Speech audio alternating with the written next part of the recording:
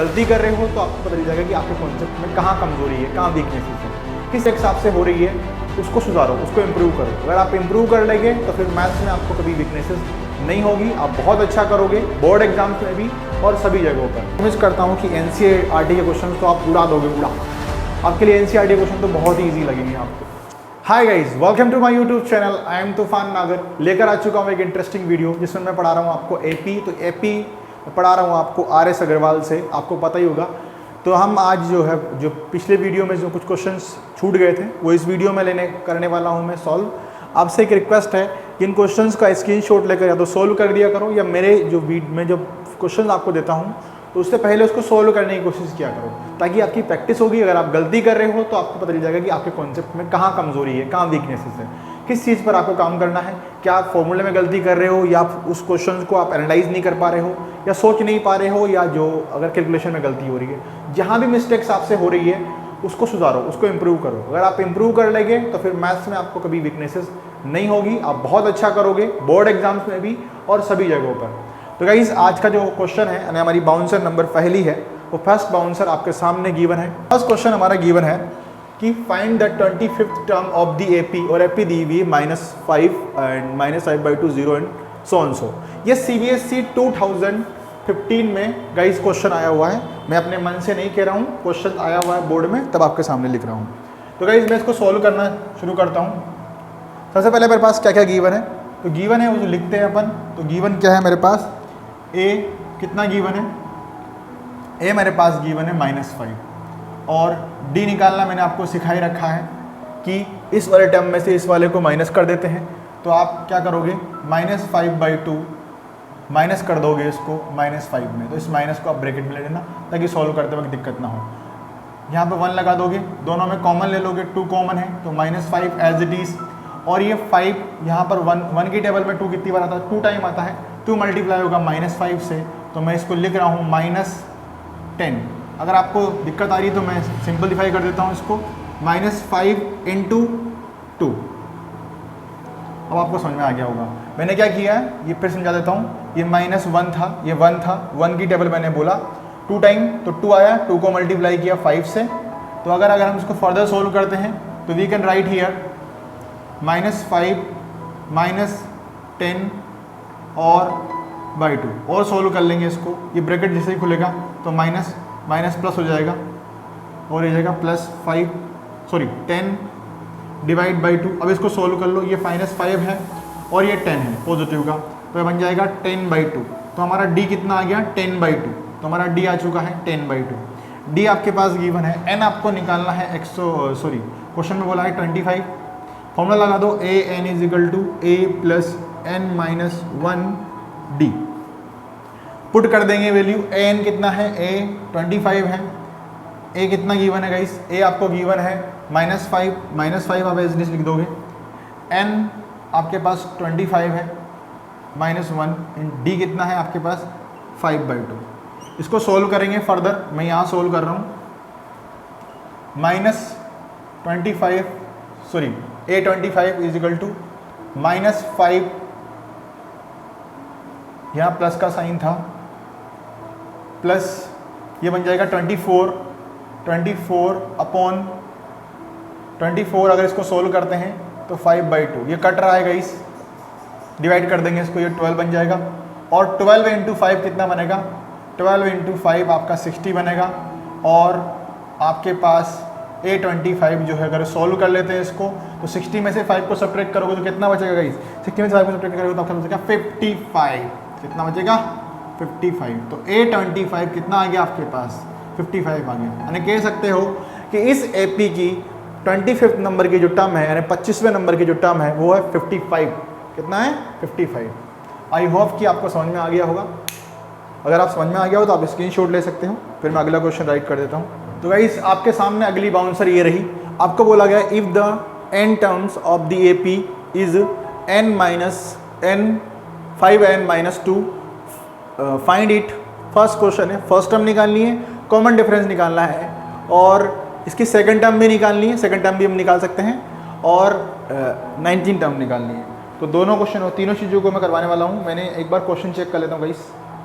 First term, second term, common difference, ठीक है।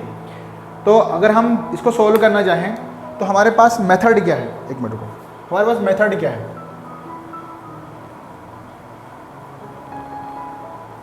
देखो हमारे पास फॉर्मूला क्या है, A N is equal to A plus N minus 1d, यही फॉर्मूला है मेरे पास अगर आप तुम ध्यान से देख रहे हो तो। और क्वेश्चन में क्या बोला गया है, क्वेश्चन में खुद हिंट दिया हुआ है, देखो इसने एन खुद दे रखा है, अगर आप नोटिस कर रहे हो तो एन खुद दे रखा है, इसमें क्या दे रखा है एन आपको, इसने बोल रखा है कि 5n-2। ध्यान से देखो इस चीज को। तो अगर मुझे पहले वाले पार्ट में, फर्स्ट पार्ट को सोल्व कर रहा हूं, अगर फर्स्ट पार्ट में मैं फर्स्ट टर्म निकालना चाहता हूं तो n की वैल्यू कितनी हो जाएगी यहाँ पे 1। तो देखो an1 equal to 5 as it is into 1 minus 2। Solve कर लेंगे इसको, n फर्स्ट कितना हो जाएगा मेरा 5 माइनस 2, तो हो गया हमारे पास a3, यानी फर्स्ट टर्म कितनी आ गई हमारे पास 3। ऐसे ही हम सेकंड टर्म निकाल लेंगे। सेकंड टर्म क्यों निकालनी है, सेकंड टर्म इसलिए निकालनी पड़ेगी गाइस क्योंकि मुझे d निकालना है, तो d निकालने के लिए सेकंड टर्म का होना जरूरी है। तो हम क्या करेंगे, an2 निकालेंगे, चाहो तो तुम यहाँ n इजिकल टू 2 लिख दो, ठीक है। तो वही फॉर्मूला लगेगा, सेम 5 एज इट इज, यहाँ पे n की जगह पे क्या पुट कर देंगे 2 पुट कर देंगे और इजिकल टू 2। मेरे पास आ गया 10 माइनस 2, तो ये हो गया 8। तो a2 कितना हो गया 8। d निकालना है, d निकालने का मेथड्स आपको पता ही है, d इजिकल टू क्या होता है n2 माइनस a1 होता है। d आपके पास बन जाएगा, a2 है आपके पास 8 और a1 की वैल्यू है आपके पास 3, तो d बन जाएगा आपके पास 5। आई होप कि आपको दिख रहा होगा क्लियर। अब मुझे जो थर्ड पार्ट है, जो कॉमन डिफरेंस है वो निकाल लिया नहीं, यहाँ आप लिख देना इस वाली जगह पर पार्ट 2 को मैंने सॉल्व किया। पार्ट 2 सॉल्व हो रहा है, d2 को मैं sorry d equal to a2 minus a1 किया, यहाँ से d निकल गया आपका 5।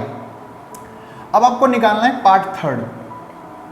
क्या बोला गया पार्ट थर्ड में कि 19 टर्म निकालो। 19 टर्म निकालने के लिए क्या करेंगे, 19 n बोले तो 19 कितना है 19 है, तो पुट कर दो an equal to a plus n minus d।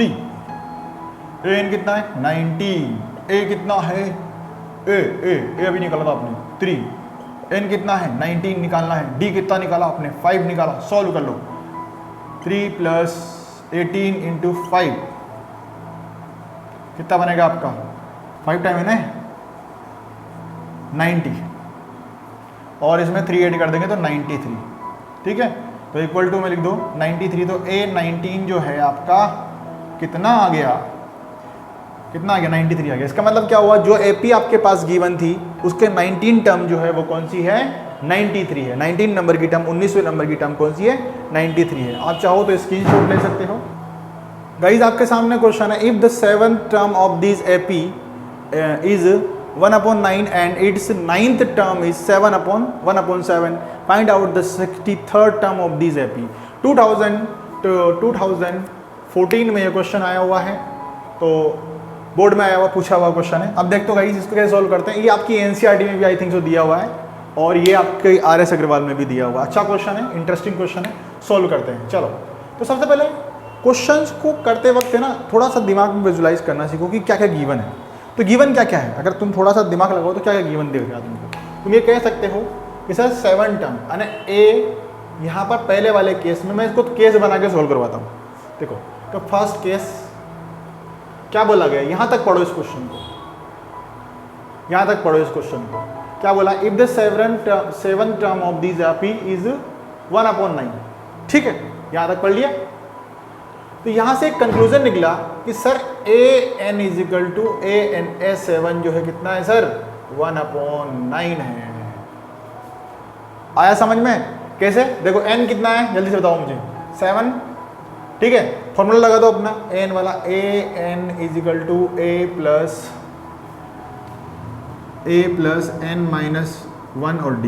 What is a, n कितना है 7, a की जगह पर ये एज ए रहेगा, n की जगह पे क्या पुट कर दोगे 7 माइनस 1, d निकालना है, तो a plus 6d is equal to a7। इसको इक्वेशन नंबर 1 मान लो। क्या मान लो, इक्वेशन नंबर 1 मान लो। अब आगे ही पढ़ो क्वेश्चन क्या बोला है, इट्स 9th टर्म 1/7। तो यहाँ पर अगर कहोगे तो क्या कह सकते हो आप डायरेक्टली इनडायरेक्टली, केस 2 मैं बनाऊंगा इसको केस 2। केस 2 में क्या बोला है जल्दी बताओ, आपको बोला है कि A9 कितना है 1/7 है, मैं नहीं कह रहा हूँ क्वेश्चन कह रहा है, मैं कुछ बोल ही नहीं रहा हूँ क्वेश्चन बोल रहा है, ठीक है।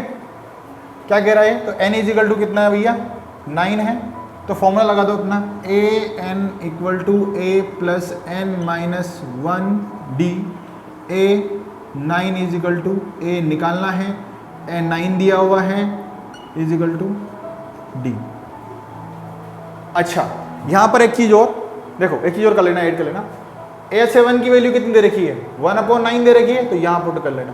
यहाँ A9 की वैल्यू कितनी दे रखी है 1/7 दे रखी है, तो यहाँ पे 1/7 पुट कर लेना और सॉल्व कर लो। A 9 में से 1 गया तो 8d बन गया, इसको इक्वेशन नंबर 2 नाम दे दो। क्या करोगे, इक्वेशन नंबर 2 नाम दे दो। अब छोटा सा खेल करोगे आप, क्या खेल करोगे आप, इक्वेशन 1 और 2 जो बनी है आपकी, इसको सब्ट्रैक्ट करवा लो। अब कैसे सब्ट्रैक्ट करवाओगे, आप किसी को भी किसी में से करवाओ, चाहे आप फर्स्ट में से करवाओ, 2 में से 1 को करवाओ या 1 में से 2 को करवाओ, आपकी मर्जी है। मैं जो कर रहा हूँ यहाँ पे मैं लिख देता हूँ इक्वेशन फर्स्ट माइनस 2 कर रहा हूँ, सॉरी फर्स्ट माइनस 2 कर रहा हूँ, ठीक है। अब देखो तो मेरे पास फर्स्ट इक्वेशन क्या है 1/9, देखो इसको ऐसे लिखते हैं मल्टीप्लाई, इस फॉर्म में लिखना ताकि ईजी रहेगा आपका, 1 + a 6d इक्वल टू 1/9 लिख दिया मैंने, ठीक है। ये इक्वेशन थी, मैंने इसको सिर्फ यहाँ टेपा है, कुछ भी नहीं किया है। और ये थी हमारे पास a at d equal to 1/7। देखो सब्ट्रैक्ट कर रहा हूँ तो ये 2 इक्वेशन थी, इसकी कहानी खत्म माइनस की वजह से। यहाँ कितना बन जाएगा -2d, देखो 6d में से 8d गया तो कितना बचा 2d बचा। इधर देखो अगर ये नहीं आता है तो साइड में सॉल्व कर लेता हूँ, 1/9 इक्वल टू 1/7 -7, दोनों में कॉमन लेंगे, आई थिंक तो 63 आएगा। 63 में से 7 की टेबल में 7 माइनस 9 की टेबल में 7 जाएगा और 7 की टेबल में 63 9 टाइम आएगा। तो जो आंसर है इसका आएगा वो आएगा सब्ट्रैक्ट होने के बाद एग्जैक्टली -2/63। ये 2 इधर की साइड में आ जाएगा, तो यह यहाँ मल्टीप्लाई में है तो इधर डिवाइड में आ जाएगा, तो d आपके पास बन जाएगा। अच्छा माइनस का था ये भी और ये भी माइनस का था, पहले माइनस माइनस कैंसिल कर लो। माइनस कैंसिल करने के बाद आप 2/63 और ये 2 इधर की साइड आएगा है ना, तो ये अपॉन में आ जाएगा, कट गया, तो d की वैल्यू जो आ जाएगी 1/63 आ जाएगी।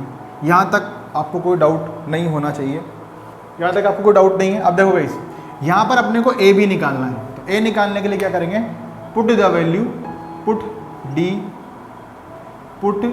d equal to 1/63 in equation 1, किस में कर दो 1 में पुट कर दोगे, तो 1 में पुट कर दोगे तो 1 इक्वेशन क्या थी आपके पास, 1 आपके पास थी 1/9 इक्वल टू a, d की वैल्यू कितनी है 6 इंटू 1/63। इसको सोल्व कर लो पूरा, तो a प्लस 6/63 और इजिकल टू 1/9, ये इसको उधर भेज दोगे तो सोल्व हो जाएगा। ये सोल्व होके आपके पास आंसर आना चाहिए इसका, पूरा सोल्व होने के बाद d भी 63 आएगा।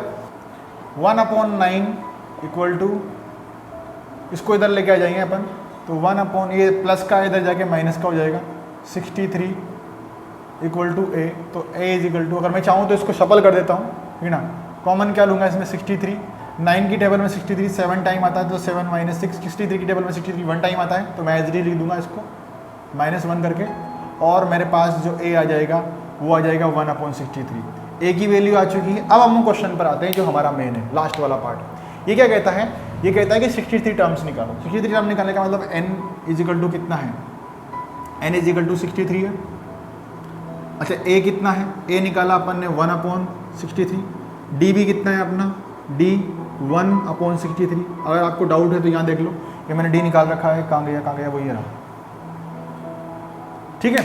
अब पुट कर देंगे हम फॉर्मूले में, a n equal to a plus n minus d n minus 1 और d, a n 63 है, 63 पुट कर दो, a की वैल्यू 1/63 है, पुट कर दो, प्लस का साइन लगा दो, n आपको 63 निकालना है, अगेन 63 पुट कर दो, यहाँ भी 63 है d की वैल्यू, सॉल्व कर लो इसको, 1/63 प्लस यहाँ 1/63 चल रहा है, चलने दो, ठीक है, यहाँ 62 है, इंटू 1 अपॉन 63, सोल्व कर लेते हैं इसको, तो ऊपर हो जाएगा ये 1/63 प्लस 62 अपॉन 63, हमने कॉमन ले लिया 63, तो 1 प्लस 62, क्योंकि देखो इसको ऐसे करते हैं, कॉमन लिया आपने 63, यहाँ भी 63 का टेबल बोलोगे तो कितनी बार 1 टाइम, 63 की टेबल बोलोगे कितनी बार 1 टाइम, यहाँ पर अगेन 1 टाइम, तो यहाँ 62 ऐसे कैसे आ जाएगा, 1 से मल्टीप्लाई होगा ना वो, तो ये बन गया 63/63,